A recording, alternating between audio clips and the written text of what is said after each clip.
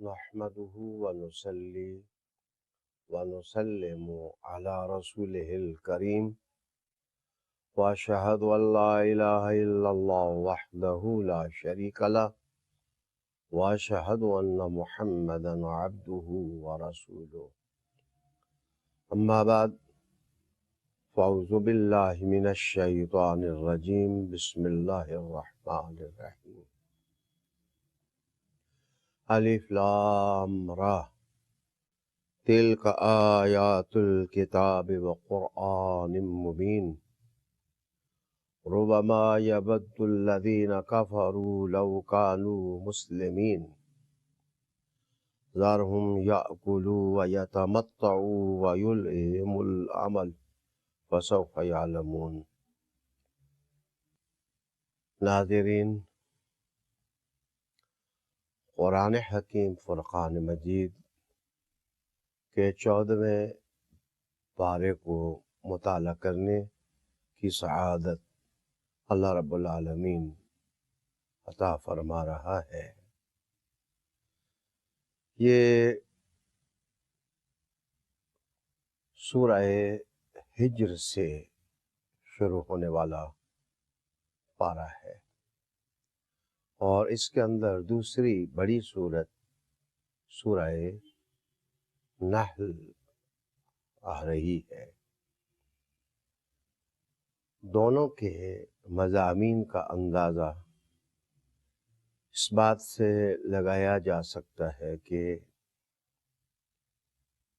یہاں اس بارے میں ان صورتوں کا سلسلہ اختتام پذیر ہو رہا ہے جو حروف مقطعات سے شروع ہو رہی تھیں، اور سورہ النحل سے اسلوب میں ایک واضح تبدیلی محسوس ہوتی ہے۔ سورہ ہجر جن تابناک اور روشن الفاظ اور کلمات سے شروع ہوتی ہے وہ الف لام را تلک آیات الکتاب وقرآن مبین، قرآن حکیم فرقان مجید کی صداقت، اس میں آیات بینات کا اعجاز، مضامین کی شگفتگی، تازگی، اور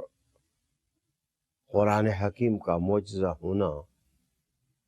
اور اس کے مدعا کا روشن ہونا بیان کیا گیا ہے۔ جتنا خوبصورت دعویٰ اور برہان اور دلیل ہے سورت کے اندر، انسانی احساسات کو اس خوبصورتی کا حصہ عطا کیا گیا ہے، اور ایک سوچنے والا انسان اور خلوص کے ساتھ اس سورت کو سننے والا انسان کائنات کے محیر العقول نظام میں ڈوب جاتا ہے، اور اس کی روح جیسے اس کو مجبور کرتی ہے کہ وہ کائنات کی سب سے بڑی حقیقت کو تسلیم کر لے کہ اللہ رب العالمین ہے، اور اللہ نے اپنے بندوں انسانی مخلوق کو یوں ہی نہیں بے لگام چھوڑ دیا، ان کی رہبری اور ان کی رہنمائی کا ایک باقاعدہ نظام قائم کیا ہے، اور وہ نظام وحی کی صورت میں ہے اور رسولوں کی صورت میں ہے اور آسمانی کتابوں کی صورت میں ہے۔ ایسے لگتا ہے کہ جیسے تمام علاقوں کے نالے پانی کا فیض لے کر سمندر میں اتر جاتے ہیں۔ انبیاء علیہ السلام کی تحریکی زندگی کی تصویریں یہ صورتیں انسانوں کے سامنے لا کر کے پھر اس علم کے سمندر میں اتر جاتی ہیں جس کو قرآن حکیم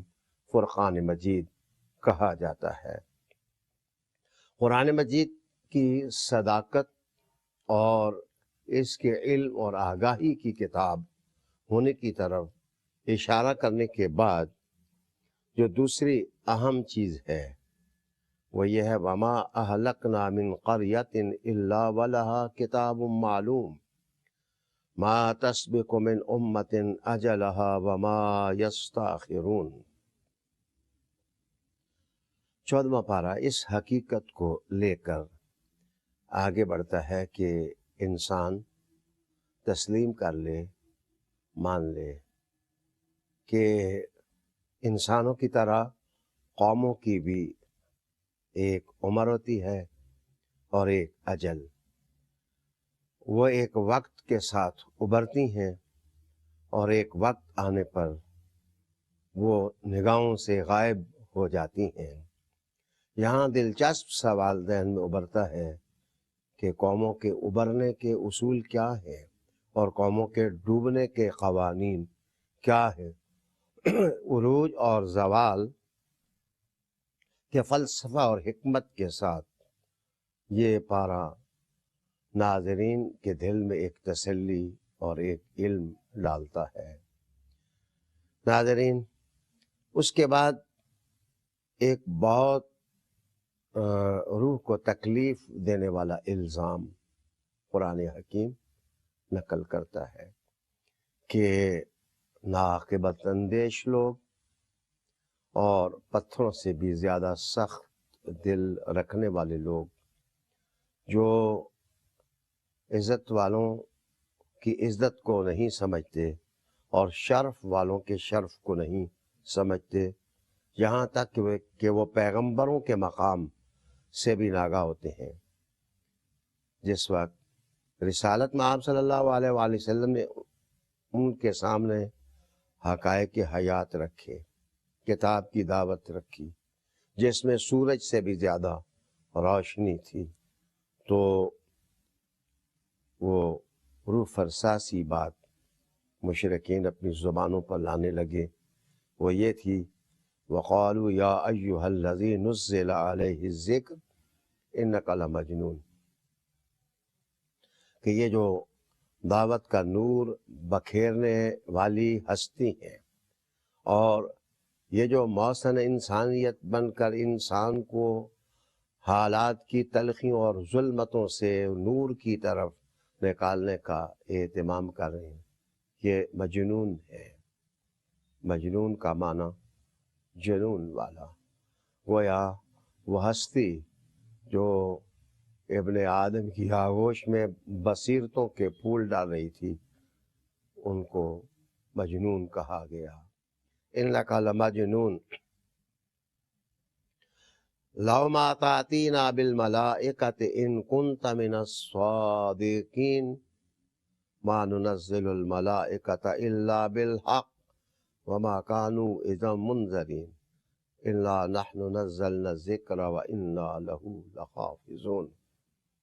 یہاں عالمی اور کائناتی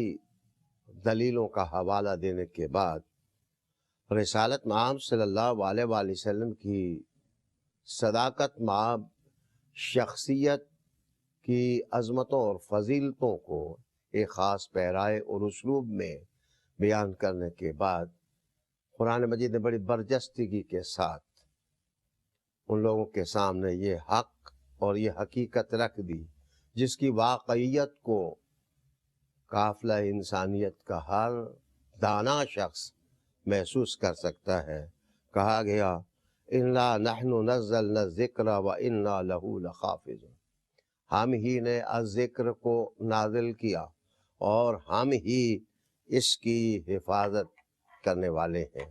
یہاں الذکر سے مراد کیا ہے؟ الذکر سے مراد قرآن حکیم ہے۔ 14ویں پارے میں چاند کی روشنی سے بھی زیادہ پھیلنے والی نور کی کرنیں محسوس ہونے لگ گئیں اور کائنات میں ان کا اعتراف بھی ہونے لگ گیا کہ اللہ کی کتاب قرآن حکیم، اس کی حفاظت اللہ خود کرنے والا ہے، اس کو محفوظ رکھنے والا اللہ خود ہے۔ حضور صلی اللہ علیہ وآلہ وسلم کا یہ معجزہ آج بھی دلوں کو تسکین دیتا ہے کہ اتنا زمانہ گزرنے کے بعد بھی قرآن حکیم کی شد، قرآن مجید کی مد، اس کی زیریں اور اس کی زبریں، یہاں تک کہ اس میں رسم الخط کا انداز، اس کے معنی اور اس کے مطالب، اس میں حضور پاک صلی اللہ علیہ وآلہ وسلم نے جس لہجے میں قرآن پڑھا وہ لہجے بھی تمام کے تمام محفوظ ہیں۔ یہ محفوظ ہونے کا اہتمام کس نے کیا؟ یہ خود محمد مصطفیٰ صلی اللہ علیہ وآلہ وسلم کے خدا نے کیا، اور کہا کہ ہم ہی نے اس کو نازل کیا اور ہم ہی اس کی حفاظت کرنے والے ہیں۔ آج اگر کسی آسمانی کتاب کا متن اصل زبان میں محفوظ ہے تو وہ صرف اور صرف وہ صحیفہ ہے جس کا نزول رحمت للعالمین آقا صلی اللہ علیہ وآلہ وسلم کے سینے پر ہوا ہے۔ اس کے بعد قرآن مجید کے قارئین اور سامعین اور ناظرین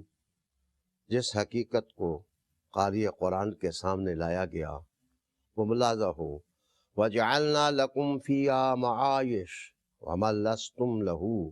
بِرَازِقِينَ وَإِن مِّن شَيْءٍ إِلَّا عِندَنَا خَزَائِنُهُ وَمَا نُنَزِّلُهُ إِلَّا بِقَدَرٍ مَّعْلُومٍ، کہ معاش اور اقتصاد اور روزیوں کے ذریعے اللہ ہی نے دنیا میں رکھے ہیں۔ اے انسان، کبھی سوچ، کیا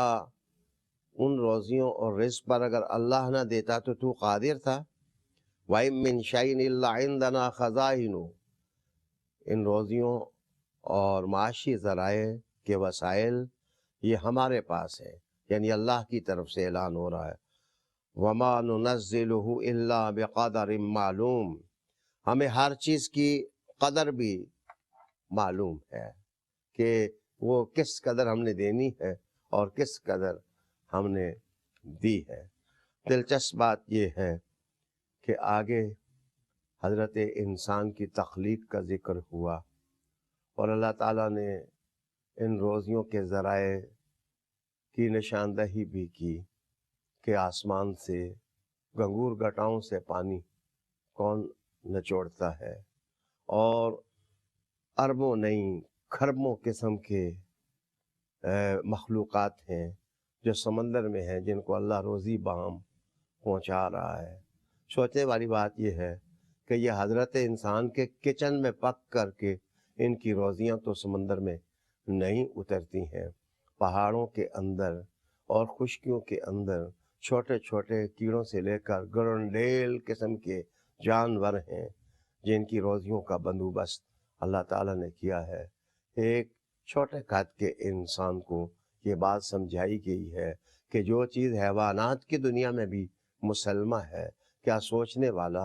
اور عقل رکھنے والا انسان اس حقیقت تک نہیں پہنچ سکتا؟ اصل دعوت تو اس میں یہ ہے کہ اللہ تعالیٰ کے ساتھ بندے کا ٹوٹا ہوا رشتہ جڑ جائے اور انسان اللہ کو ماننے لگ جائے کہ وہ خالق ہے، اور اسی کی عبادت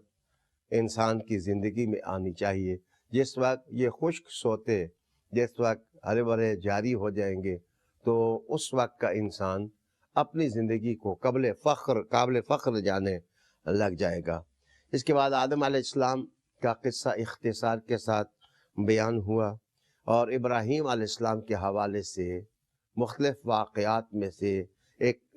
نئے اسلوب کے ساتھ نیا واقعہ قرآن حکیم نے بیان کیا کہ آسمان کے فرشتے مہمان بن کر کے حضرت ابراہیم کے پاس آئے تو ابراہیم علیہ السلام ان کو دیکھ کر کچھ پریشان سے ہو گئے، تو فرشتوں نے کہا کہ گھبرائیے نہ، ہم آپ کو اولاد اور بیٹے کی بشارت دینے کے لیے آئے ہیں، اور اصل میں ہمارا حبوط و نزول آل لوط کی طرف ہوا ہے کہ ان کے اندر ایک گندی بیماری آ چکی ہے کہ وہ ہم جنس پرست ہو گئے ہیں۔ اس طرح یہاں سے وہ ملائکہ جب وہاں پہنچے تو وہاں لوط علیہ السلام نے ہر چند کے اپنی قوم کو سمجھایا کہ ان گندے راستوں سے وہ باز آ جائیں اور کھلی راہوں میں جو جرائم کا ارتکاب کرتے ہیں ان سے وہ توبہ طائب ہوں، لیکن جس وقت وہ نہ مانے تو ان کی روح فرسا حکایت تباہی کی اور بربادی کی یہ صورت بیان کرنے لگ گئی۔ اس میں آگے ایک ہی جگہ کہا گیا اصحاب الایکہ اور دوسری آیت میں کہا گیا اصحاب الحجر۔